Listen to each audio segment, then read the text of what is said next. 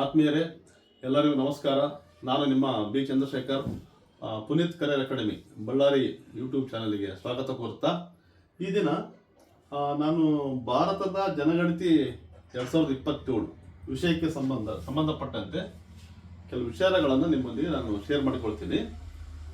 ಮೊದಲನೇದಾಗಿ ಜನಗಣತಿ ನಿಮಗೆಲ್ಲ ಗೊತ್ತೇ ಇದೆ, ನಾವೆಲ್ಲ ಸೆನ್ಸಸ್ ಅಂತ ಕರಿತೀವಿ.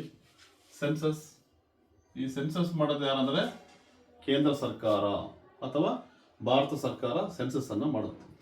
ಈಗ ಈ ಸೆನ್ಸಸ್ ಯಾವಾಗಿಂದ ಆರಂಭ ಆಗುತ್ತಂದ್ರೆ, ಇಲ್ಲಿ ನಾನು ಬರೆದಿದ್ದೀನಿ, ಏಪ್ರಿಲ್ 1, 2026. ಇದೇ 2026 ಏಪ್ರಿಲ್ 1ರಿಂದ ಮಾರ್ಚ್ 1, 2027 ಸೆನ್ಸಸ್ ಕಾರ್ಯಕ್ರಮ ಇರ್ತದೆ. ಹಾಗಾಗಿ ಭಾರತದ ಜನಗಣತಿ 2027 ಅಂತ ಕರಿತಾರೆ ನೋಡ್ರಿ. 26ರಲ್ಲಿ ಆರಂಭ ಆಗುತ್ತೆ, 27ರಲ್ಲಿ ಮುಗಿಯುತ್ತೆ. ಹಾಗಾಗಿ ಭಾರತದ ಜನಗಣತಿ 2027 ಅಂತ ಕರೀತಾರೆ. ಇದೇ 26ರ ಏಪ್ರಿಲ್ 1ರಿಂದ 27ರ ಮಾರ್ಚ್ 1ರವರೆಗೆ ಈ ಜನಗಣತಿ ನಡೆಯುತ್ತೆ. ಹಾಗಾದರೆ ಈ ಜನಗಣತಿ ಒಟ್ಟಾರೆ ಎಷ್ಟನೇದು ಅಂತ ಕೇಳ್ಬೋದು. ಎಕ್ಸಾಮ್ ಅಲ್ಲಿ ಎಷ್ಟನೇ ಜನಗಣತಿ ಅಂತ ಕೇಳ್ಬೋದು. ನೋಡ್ರಿ, 16ನೇ ಜನಗಣತಿ. ಭಾರತ ದೇಶದ ಈಗ 26ರ ಜನಗಣತಿ, 16ನೇ ಜನಗಣತಿ. ಹಾಗಾದರೆ ಸ್ವಾತಂತ್ರ್ಯ ನಂತರ ಎಷ್ಟನೇ ಅಂತ ಕೇಳ್ಬೋದು. ಸ್ವಾತಂತ್ರ್ಯ ನಂತರ ಅಂದ್ರೆ 8ನೇ ನೋಡ್ರಿ. After independence 8th census. Totally before independence ಇಲ್ಲಿವರೆಗೆ 16ನೇ ಜನಗಣತಿ. ಒಟ್ಟು 2027ರ ಜನಗಣತಿ, 16ನೇ ಜನಗಣತಿ. ಹಾಗಾದರೆ ಜನಗಣತಿಯಿಂದ ಏನಾದರೂ ಬದಲಾವಣೆ ಆಗ್ತಾವ ಅಂತ ಕೇಳ್ಬೋದು. ಜನಗಣತಿಯಿಂದ ಏನಾದರೂ ಬದಲಾವಣೆ ಆಗ್ಬೋದು ಅಂದ್ರೆ, ಲೋಕಸಭೆ ಮತ್ತು ವಿಧಾನಸಭೆಗಳ ಕ್ಷೇತ್ರಗಳ ಗಡಿ ಬದಲಾಗುತ್ತೆ ನೋಡ್ರಿ. ಅಂದ್ರೆ ಈಗೇನು ಸೆನ್ಸಸ್ ಮಾಡ್ತಾರಲ್ಲ, ಜನಸಂಖ್ಯೆ ಟೋಟಲ್ ಆಗುತ್ತಲ್ಲ, ಜನಸಂಖ್ಯೆಗೆ ಆಧಾರಿತವಾಗಿ ಲೋಕಸಭಾ ಮತ್ತು ವಿಧಾನಸಭಾ ಕ್ಷೇತ್ರಗಳ ಗಡಿಗಳನ್ನು ನಿರ್ಧಾರ ಮಾಡಿರೋದು. ಈಗ ಜನಸಂಖ್ಯೆಯಲ್ಲಿ ವೇರಿಯೇಷನ್ ಆದರೆ ಲೋಕಸಭೆ ಮತ್ತು ವಿಧಾನಸಭಾ ಕ್ಷೇತ್ರಗಳ ಗಡಿಗಳು ಸಹ ಬದಲಾಗ್ತವೆ. ಹಾಗಾದರೆ ಎಲ್ಲಾ ವಿಧಾನಸಭೆ, ಎಲ್ಲಾ ಲೋಕಸಭಾ ಕ್ಷೇತ್ರಗಳ ಗಡಿಗಳು ಬದಲಾಗಲ್ಲ. ಕೆಲವು ವಿಧಾನಸಭಾ ಮತ್ತು ಕೆಲವು ಲೋಕಸಭಾ ಕ್ಷೇತ್ರಗಳ ಗಡಿಗಳು ಬದಲಾಗ್ತವೆ. ಆ ಗಡಿಗಳನ್ನ ಸ್ವಲ್ಪ ಚೇಂಜ್ ಮಾಡ್ತಾರೆ. ನೆಕ್ಸ್ಟ್, ಈ ಲೋಕಸಭೆ ಮತ್ತು ವಿಧಾನಸಭಾ ಕ್ಷೇತ್ರಗಳ ಗಡಿಗಳನ್ನ ಚೇಂಜ್ ಮಾಡ್ತಾರಂತ ಇದೆ. ಈ ಚೇಂಜ್ ಮಾಡ್ಲಿಕ್ಕೆ ಅಧಿಕಾರ ಏನಂದ್ರೆ 82ನೇ ವಿಧಿ. ಅಕಾರ್ಡಿಂಗ್ ಟು 82 ಆರ್ಟಿಕಲ್ ಪ್ರಕಾರ ಜನಗಣತಿ ಆಧಾರದ ಮೇಲೆ ಲೋಕಸಭೆ ಮತ್ತು ವಿಧಾನಸಭಾ ಕ್ಷೇತ್ರಗಳ ಗಡಿಗಳನ್ನ ಬದಲಾಯಿಸುವ ಅಧಿಕಾರ ಸಂಸತ್ತಿಗಿದೆ. ನೆಕ್ಸ್ಟ್, ಮೊನ್ನೆ ಲಾಸ್ಟ್ ಒಂದು ಸಂಡೇ ಒಂದು SDC ಎಕ್ಸಾಮ್ ನಡೆದಿತ್ತು. SDA ಎಕ್ಸಾಮ್ ನಡೆದಿತ್ತು. ಅದರಲ್ಲಿ ಈ ಜನಗಣತಿ ಬಗ್ಗೆ ಒಂದು ಕ್ವಶನ್ ಕೇಳಿದ್ರು. ಈಗ 2026ರ ಜನಗಣತಿ ಎರಡನೆಯ ಡಿಜಿಟಲ್ ಜನಗಣತಿ ಅಂತ ಕೇಳಿದ್ರು. ಅದು ಎರಡನೇ ಡಿಜಿಟಲ್ ಅಲ್ಲ. ಇಲ್ಲಿವರೆಗೂ ಪೇಪರ್ ಪೆನ್ನಲ್ಲಿ ಕೆಲಸ ಮಾಡಿದ್ದು. ಈಗ 2027ರ ಜನಗಣತಿಯನ್ನ ಮೊದಲ ಡಿಜಿಟಲ್ ಜನಗಣತಿ ಅಂತ ನೋಡ್ರಿ. ಇದು ಆಲ್ರೆಡಿ ಪ್ರಶ್ನೆ ಆಗಿಬಿಟ್ಟಿದೆ. S D C last Sunday ನಡೆದಿತ್ತು. ಆಲ್ರೆಡಿ ಪ್ರಶ್ನೆ ಆಗಿದೆ. 27ರ ಜನಗಣತಿ ಎರಡನೆಯ ಡಿಜಿಟಲ್ ಅಂತ ಕೇಳಿದ್ರು. ಎರಡನೇ ಡಿಜಿಟಲ್ ಅಲ್ಲ, ಫಸ್ಟ್ ಡಿಜಿಟಲ್ ಸೆನ್ಸಸ್. ಈಗ ನಡ್ತಕ್ಕಂಥ ಎಲ್ಲಾ ಪ್ರೋಸೆಸ್ ಆನ್ಲೈನ್ ಅಲ್ಲೇ ಮಾಡ್ತಿದ್ದಾರೆ. ಓಕೆ. ನೆಕ್ಸ್ಟ್, ಈ ಸೆನ್ಸಸ್ ಬಗ್ಗೆ ಸ್ವಲ್ಪ ಇತಿಹಾಸ ನೋಡೋಣ. ಈ ಯಾವಾಗ ಸೆನ್ಸಸ್ ಆರಂಭವಾಗಿದೆ ಅಂದ್ರೆ, ಮೊದಲ ಜನಗಣತಿ ನೋಡ್ರಿ, ಬ್ರಿಟಿಷರ ಆಳ್ವಿಕೆಯ ಕಾಲದಲ್ಲೇ ಸೆನ್ಸಸ್ ಆರಂಭವಾಗಿತ್ತು. ಯಾವಾಗ? 1881 ಅಲ್ಲಿ ಜನಗಣತಿ ಆರಂಭ ಆಯ್ತು. ಅವಾಗ ಸೆನ್ಸಸ್ ಮಾಡಿದಾಗ ಯಾರಿದ್ರು ಅಂದ್ರೆ, ಬ್ರಿಟಿಷ್ ಅಧಿಕಾರಿ ಲಾರ್ಡ್ ರಿಪ್ಪನ್ ಇದ್ರು ನೋಡ್ರಿ. Lord Ripon. ಈ ಲಾರ್ಡ್ ರಿಪ್ಪನ್ ಇದ್ದಾರಲ್ಲ, ಇವರು ತುಂಬಾ ಒಳ್ಳೆಯ ಅಧಿಕಾರಿ. ವೈಸರಾಯ್ಗಳಲ್ಲಿ ಒಳ್ಳೆಯ ಅಧಿಕಾರಿ. ಯಾಕ ಒಳ್ಳೆಯರಂದ್ರೆ, ಬ್ರಿಟಿಷರಲ್ಲಿ ಕೆಲವರು ಭಾರತಕ್ಕೆ ಉತ್ತಮವಾದ ಕೆಲಸ ಮಾಡಿದ್ದಾರೆ, ಕೆಲವು ಪ್ರತಿಗಾಮಿಯಾಗಿ ಮಾಡಿದ್ದಾರೆ.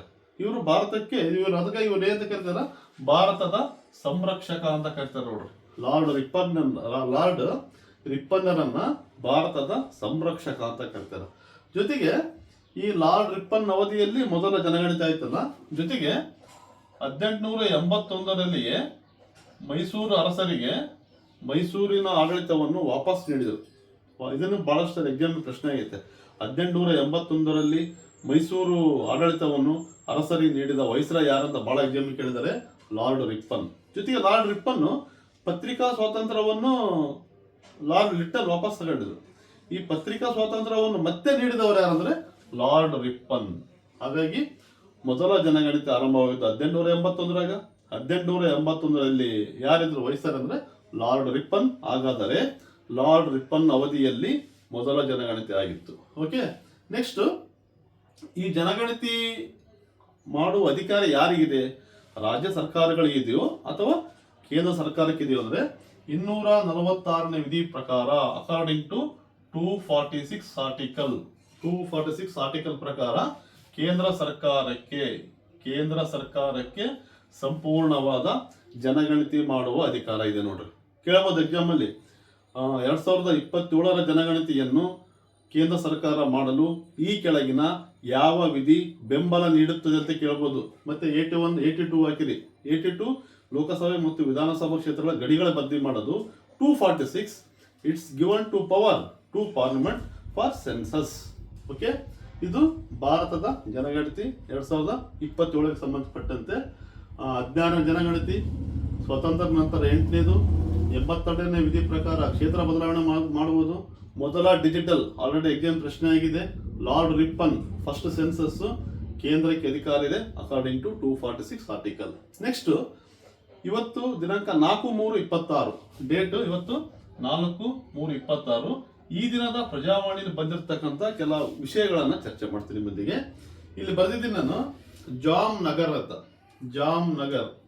ಜಾಮ್ನಗರದಲ್ಲಿ ವಂತಾರ ಅಂತಕ್ಕಂಥ ಪ್ರಾಣಿ ಸಂರಕ್ಷಣಾ ಕೇಂದ್ರವನ್ನು ಸ್ಥಾಪನೆ ಮಾಡಿದ್ದಾರೆ. ವಂತಾರ, ಕಾಂತಾರ ಅಲ್ಲ, ವಂತಾರ ಪ್ರಾಣಿ ಸಂರಕ್ಷಣಾ ಕೇಂದ್ರ. ಇದು ಸ್ಥಾಪನೆ ಮಾಡಿದವರು ಯಾರಂದ್ರೆ ಅನಿಲ್ ಅಂಬಾನಿ. ನೋಡ್ರಿ, ಅನಿಲ್ ಅಂಬಾನಿ ನಿಮಗೆಲ್ಲ ಗೊತ್ತೇ ಇದೆ. ರಿಲಯನ್ಸ್ ಸಂಸ್ಥೆ ಸಂಬಂಧಪಟ್ಟಂತೆ ಧೀರುಭಾಯಿ ಅಂಬಾನಿ ಅವರ ಮೊಮ್ಮಗ ಅನಿಲ್ ಅಂಬಾನಿ. ಏನಿದು ವಂತಾರ ಅಂದರೆ ಯಾವ ಪ್ರಾಣಿಗಳು ಸಂರಕ್ಷಣೆಯಿಲ್ಲದೆ ಇರ್ತಾವಲ್ಲ ಆ ಪ್ರಾಣಿಗಳನ್ನ ರಕ್ಷಣೆ ಮಾಡುವುದು ಈ ಒಂದು ವಂತಾರ ಪ್ರಾಣಿ ಸಂರಕ್ಷಣಾ ಕೇಂದ್ರದ ಉದ್ದೇಶ. ಕೇಂದ್ರ ಸ್ಥಾಪನೆ ಮಾಡಿದವರು ಅನಿಲ್ ಅಂಬಾನಿ ಜಾಮ್ನಗರದಲ್ಲಿ. ಜೊತೆಗೆ ಈಗ ಆಲ್ರೆಡಿ ಇವರು ಗುಜರಾತ್ನ 53 ಕಪ್ಪು ಜಿಂಕೆಗಳನ್ನು ಸಂರಕ್ಷಣೆ ಮಾಡಿದ್ದಾರೆ. ಇಂಡೋನೇಷ್ಯಾದಲ್ಲಿರ್ತಕ್ಕಂಥ ಆಮೆಗಳನ್ನು ಸಂರಕ್ಷಣೆ ಮಾಡಿದ್ದಾರೆ. ಇವರು ಭಾರತದಲ್ಲಿರ್ತಕ್ಕಂಥ ಪ್ರಾಣಿಗಳನ್ನು ಮಾತ್ರ ಸಂರಕ್ಷಣೆ ಮಾಡಲ್ಲ. ಪ್ರಪಂಚದ ಎಲ್ಲ ದೇಶಗಳಲ್ಲಿರುವ ಯಾವುದಾದರೂ ಪ್ರಾಣಿಗಳು ಪಕ್ಷಿಗಳು ತೊಂದರೆಗೊಳಗಾದರೆ ಅವುಗಳನ್ನು ಸಂರಕ್ಷಣೆ ಮಾಡಿ ತಮ್ಮ ಪ್ರಾಣಿ ಸಂರಕ್ಷಣಾ ಕೇಂದ್ರದಲ್ಲಿ ಪುನರ್ವಸತಿ ಕಲ್ಪಿಸಿಕೊಟ್ಟಿದ್ದಾರೆ. ಅವೇನಾದರೂ ಗಾಯಗೊಂಡಿದ್ರೆ, ಈಗ ಆನೆಗಳು ಅರಣ್ಯದಲ್ಲಿ ಗಾಯಗೊಳ್ತಾವ, ಹುಲಿಗಳು ಗಾಯಗೊಳ್ತಾವ, ಅದಕ್ಕೆ ಸೂಟಬಲ್ ಆಗಿರ್ತಕ್ಕಂಥ ಟ್ರೀಟ್ಮೆಂಟ್ ಇರಲ್ಲ. ಇವರು ಆ ರೀತಿ ಎಲ್ಲ ಕೆಲಸ ಮಾಡ್ತಾ ಇದ್ದಾರೆ. ಜೊತೆಗೆ ನೋಡ್ರಿ, ಈ ಅನಿಲ್ ಅಂಬಾನಿ ಈ ರೀತಿಯ ಪ್ರಾಣಿ ಸಂರಕ್ಷಣೆ ಕೆಲಸ ಮಾಡ್ತಿದ್ದಾರಲ್ಲ, ಜೊತೆಗೆ ಸಾಮಾಜಿಕ ಸೇವೆಯನ್ನು ಮಾಡ್ತಾ ಇದ್ದಾರೆ. ಅದರ ಮುಖಾಂತರ ಪಂಜಾಬ್ನಲ್ಲಿ ಏನು ಪ್ರವಾಹ ಆಗಿತ್ತಲ್ಲ ಆ ಪ್ರವಾಹದಲ್ಲೂ ಕೆಲಸ ಮಾಡಿದರು.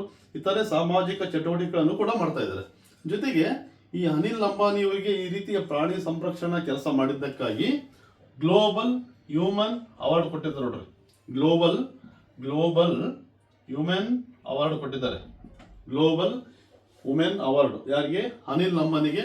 ಇದು ಇಂಪಾರ್ಟೆಂಟು. ವಂತಾರ ಪ್ರಾಣಿ ಸಂರಕ್ಷಣಾ ಕೇಂದ್ರ. ನೆಕ್ಸ್ಟ್ ಇನ್ನೊಂದು, ವಿಶ್ವಸಂಸ್ಥೆ ಭದ್ರತಾ ಮಂಡಳಿ ಸಭೆ ನಡೀತು ಇತ್ತೀಚೆಗೆ. ವಿಶ್ವಸಂಸ್ಥೆಯ ಭದ್ರತಾ ಮಂಡಳಿ ಸಭೆ ನಡೀತು. ಈ ವಿಶ್ವಸಂಸ್ಥೆಯ ಭದ್ರತಾ ಮಂಡಳಿ ಸಭೆ ನಡೆದಾಗ ಆಯಾ ವರ್ಷ ಕೆಲ ದೇಶಗಳಿಗೆ ಅಧ್ಯಕ್ಷತೆ ವಹಿಸಿಕೊಳ್ತಕ್ಕಂಥದ್ದು ಅವಕಾಶ ಬಂದಿರುತ್ತೆ. ಆ ದೇಶದ ಅಧ್ಯಕ್ಷರು ವಿಶ್ವಸಂಸ್ಥೆಯ ಭದ್ರತಾ ಮಂಡಳಿಯ ಸಭೆಯ ಅಧ್ಯಕ್ಷತೆ ವಹಿಸಿಕೊಳ್ಳಬೇಕು. ಈ ವರ್ಷ ಅದು ಅಧ್ಯಕ್ಷತೆ ಬಂದಿರೋದು ಅಮೆರಿಕ ದೇಶಕ್ಕೆ. ಅಮೆರಿಕ ದೇಶದ ಅಧ್ಯಕ್ಷ ಯಾರು? Donald Trump. ಆಕ್ಚುಲಿ ಅವರು ಅಧ್ಯಕ್ಷತೆ ವಹಿಸಿಕೊಳ್ಬೇಕಾಗಿತ್ತು. ಅವರ ಬದಲಿಗೆ ಮೆಲಾನಿಯಾ ಟ್ರಂಪ್ ಅಧ್ಯಕ್ಷತೆ ವಹಿಸಿಕೊಂಡಿದ್ರು. ನೋಡ್ರಿ, ವಿಶ್ವಸಂಸ್ಥೆಯ ಸಾಮಾನ್ಯ ಭದ್ರತಾ ಸಮಿತಿಯ ಸಭೆಯ ಅಧ್ಯಕ್ಷತೆ ವಹಿಸಿಕೊಂಡಿದ್ದಾರೆ ಯಾರು? Melania Trump. ಹಾಗಾದ್ರೆ ಈ ಮೆಲಾನಿಯಾ ಟ್ರಂಪ್ ಯಾರಂದ್ರೆ ನಿಮಗೆಲ್ಲ ಗೊತ್ತು, ಟ್ರಂಪ್ ಅವರ ಪತ್ನಿ. ಇದು ಆಕ್ಚುಲಿ ವಹಿಸ್ಕೊಳ್ಬಾರ್ದು, ಆದ್ರೆ ವಹಿಸ್ಕೊಂಡು ಕೆಲಸ ಮಾಡಿದ್ದಾರೆ, ಮೀಟಿಂಗು ಮಾಡಿದ್ದಾರೆ.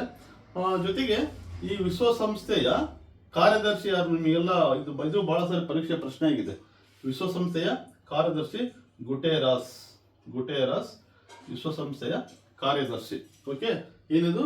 ವಿಶ್ವಸಂಸ್ಥೆಯ ಭದ್ರತಾ ಮಂಡಳಿ ಸಾಮಾನ್ಯ ಸಭೆಯ ಭದ್ರತಾ ಮಂಡಳಿಯ ಸಭೆಯ ಅಧ್ಯಕ್ಷತೆ ಮೆಲಾನಿಯಾ ಟ್ರಂಪ್ ಅಧ್ಯಕ್ಷತೆಯಲ್ಲಿ ನಡೀತು.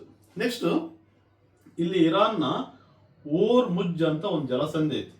ಇರಾನ್ನಲ್ಲಿ ಓರ್ಮುಜ್ ಜಲಸಂಧಿ. ಏನಿದು ಹೋರ್ಮುಜ್ ಜಲಸಂಧಿ ಅಂದ್ರೆ ಇಲ್ಲಿ ನೋಡ್ರಿ, ಇರಾನ್ ಮೇಲೆ ಅಮೆರಿಕ ಮತ್ತು ಇಸ್ರೇಲ್ ದಾಳಿ ಮಾಡಿವೆ. ಇರಾನ್ ಮೇಲೆ ಅಮೆರಿಕ ಮತ್ತು ಇಸ್ರೇಲ್ ದಾಳಿ ಮಾಡಿವೆ. ಈ ಅಮೆರಿಕ ಇಸ್ರೇಲ್ಗೆ ಬೇರೆ ಬೇರೆ ಕಂಟ್ರಿಗಳು ಸಹಾಯ ಮಾಡ್ತಿದ್ದಾವೆ. ಈ ಇರಾನ್ ದೇಶದಲ್ಲಿ ನಿಮಗೆಲ್ಲ ಗೊತ್ತೇ ಇದೆ, ಕಚ್ಚಾ ತೈಲ ಜಾಸ್ತಿ. ಇಲ್ಲಿ ಕಚ್ಚಾ ತೈಲ ಜಾಸ್ತಿ, ಡೀಸೆಲ್ ಪೆಟ್ರೋಲ್ ಇತ್ಯಾದಿ ಜಾಸ್ತಿ ಅಲ್ಲಿದ್ದೇನೆ ಬೇರೆ ಬೇರೆ ಕಂಟ್ರಿಗಳಿಗೆ ಸಪ್ಲೈ ಆಗೋದು. ಈ ಇರಾನ್ನಲ್ಲಿಯೇ ಹೋರ್ಮುಜ್ ಜಲಸಂಧಿ ಇದೆ ನೋಡ್ರಿ. ಇರಾನ್ನಲ್ಲಿ ಹೋರ್ಮುಜ್ ಜಲಸಂಧಿ ಐತೆ. ಈ ಜಲಸಂಧಿಯನ್ನ ಅವರು ಇರಾನ್ನಲ್ಲಿ ಬಂದ್ ಮಾಡಿಬಿಟ್ಟಿದ್ದಾರೆ. ಈ ಹೋರ್ಮುಜ್ ಜಲಸಂಧಿಯ ಮುಖಾಂತರವೇ 33% ಕಚ್ಚಾ ತೈಲ ರಫ್ತು ಆಗೋದು. ಬೇರೆ ಬೇರೆ ದೇಶಗಳಿಗೆ ಹೋಗ್ತಕ್ಕಂಥ 100% ರಫ್ತು ಆದರೆ 33% ಈ ಹೋರ್ಮುಜ್ ಜಲಸಂಧಿಯ ಮುಖಾಂತರ ಹೋಗೋದು. ಪರೀಕ್ಷೆ ಕೇಳ್ಬೋದು, ಹೋರ್ಮುಜ್ ಜಲಸಂಧಿ ಈ ಕೆಳಗಿನ ಯಾವ ರಾಷ್ಟ್ರದಲ್ಲಿ ಕಂಡು ಬರುತ್ತೆ ಅಂತ ಕೇಳ್ಬೋದು. ಅಥವಾ ಸ್ಟೇಟ್ಮೆಂಟ್ ವೈಸ್ ಪ್ರಕಾರ ಹೋರ್ಮುಜ್ ಜಲಸಂಧಿ ಯಾವ ದೇಶದಲ್ಲಿ ಕಂಡು ಬರ್ತದೆ ಅಂತ ಕೇಳ್ಬೋದು. ಹೋರ್ಮುಜ್ ಜಲಸಂಧಿ ಎಷ್ಟರಷ್ಟು ಕಚ್ಚಾ ತೈಲವನ್ನು ರಫ್ತು ಮಾಡುತ್ತದೆ ಅಂತ ಕೇಳ್ಬೋದು. ಈ ರೀತಿ ಯಾವ್ದಾದ್ರು ಪ್ರಶ್ನೆ ಕೇಳ್ಬೋದು. ಇರಾನ್ನ ಹೋರ್ಮುಜ್ ಜಲಸಂಧಿಯನ್ನ ಇರಾನ್ ದೇಶ ಬಂದ್ ಮಾಡಿದ್ದಾರೆ. ಓಕೆ, ಆ ಯುದ್ಧ ಆಗ್ತಾ ಇದೆ, ಆ ಯುದ್ಧದ ಪರಿಣಾಮವಾಗಿ ಅದನ್ನ ಬಂದ್ ಮಾಡಿದ್ದಾರೆ. ಇದೊಂದು ಹೋರ್ಮುಜ್ ಜಲಸಂಧಿ. ನೆಕ್ಸ್ಟ್, ಮೊನ್ನೆ ನಿಮಗೆ ನಾನು ಹೇಳಿದ್ದೆ ಇನ್ಸ್ಟಾಗ್ರಾಮ್ ಬಗ್ಗೆ ಹೇಳಿದ್ದೆ. ಇನ್ಸ್ಟಾಗ್ರಾಮ್ನಲ್ಲಿ ಭಾರತದ ಪ್ರಸ್ತುತ ಪ್ರಧಾನಿ ಶ್ರೀ ನರೇಂದ್ರ ಮೋದಿ ಅವರು ಮೊದಲ ಸ್ಥಾನದಲ್ಲಿದ್ದಾರೆ ಅಂತ ಹೇಳಿದ್ದೆ.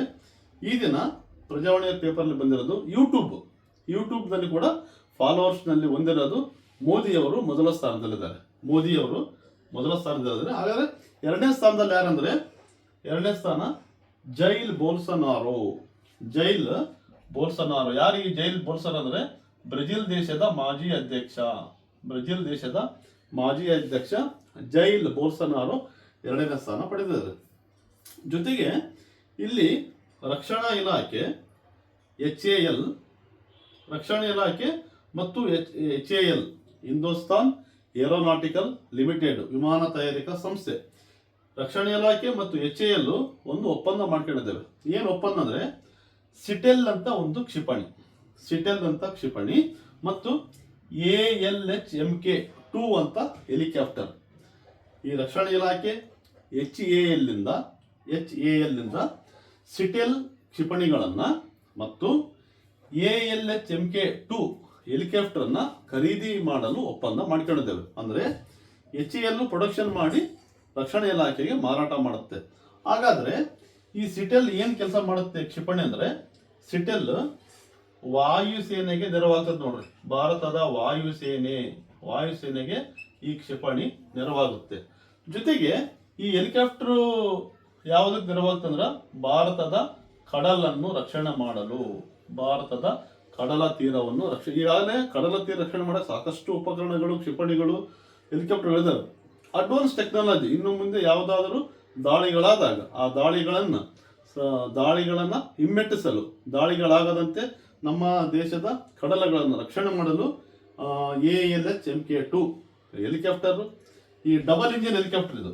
ಈ ಹೆಲಿಕಾಪ್ಟರ್ ವಿಶೇಷ ಅಂದ್ರೆ 2 ಇಂಜಿನ್ ಇರುತ್ತೆ. ಅಂದ್ರೆ ಒಂದು ಇಂಜಿನ್ ಇಫ್ ಫೇಲ್ ಆದ್ರೆ ಇನ್ನೊಂದು ಇಂಜಿನ್ ಆಟೋಮೆಟಿಕ್ ಆಗಿ ಕೆಲಸ ಮಾಡ್ತದೆ. ಒಂದ್ ವೇಳೆ ಒಂದೇ ಇಂಜಿನ್ ಇದ್ರೆ ಪ್ರಾಬ್ಲಮ್ ಆಗುತ್ತೆ ಅಂತೇಳಿ 2 ಇಂಜಿನ್ ಇರ್ತಕ್ಕಂಥ ಹೆಲಿಕಾಪ್ಟರ್ ಇದು. ಒಟ್ಟಾರೆಯಾಗಿ ರಕ್ಷಣಾ ಇಲಾಖೆ ಮತ್ತು HAL ಒಪ್ಪಂದ ಮಾಡ್ಕೊಂಡು ಸಿಟೆಲ್ ಅಂತ ಕ್ಷಿಪಣಿ, MK2 ಅಂತ ಹೆಲಿಕಾಪ್ಟರ್ ಒಪ್ಪಂದ ಮಾಡಿ ಖರೀದಿ ಮಾಡ್ತಾ ಇದ್ದೇವೆ. ಇದು ಈ ದಿನದ ಕರೆಂಟ್ ಅಫೇರ್ಸ್ಗೆ ಸಂಬಂಧಪಟ್ಟಂತೆ ಒಂದು ಕ್ಲಾಸು. ಸೆನ್ಸಸ್ ತುಂಬಾ ಇಂಪಾರ್ಟೆಂಟ್, ಜೊತೆಗೆ ಈ ಎಲ್ಲ ಟಾಪಿಕ್ಸು ತುಂಬಾ ಇಂಪಾರ್ಟೆಂಟ್ ಅಂತ ಹೇಳ್ತಾ, ಇನ್ನು ಮುಂದಿನ ದಿನದಲ್ಲೂ ಕೂಡ ಕರೆಂಟ್ ಅಫೇರ್ಸ್ ಸಂಬಂಧಪಟ್ಟಂತೆ ಸಾಧ್ಯವಾದಷ್ಟು ದಿನಾಲೂ ಕ್ಲಾಸ್ ಮಾಡಲು ಪ್ರಯತ್ನ ಪಡ್ತೀನಿ. ಇಲ್ಲಿಗೆ ಈ ದಿನದ ಕರೆಂಟ್ ಅಫೇರ್ಸ್ ಕ್ಲಾಸ್ ಮುಗಿಸ್ತೀನಿ. ಎಲ್ಲರಿಗೂ ನಮಸ್ಕಾರ.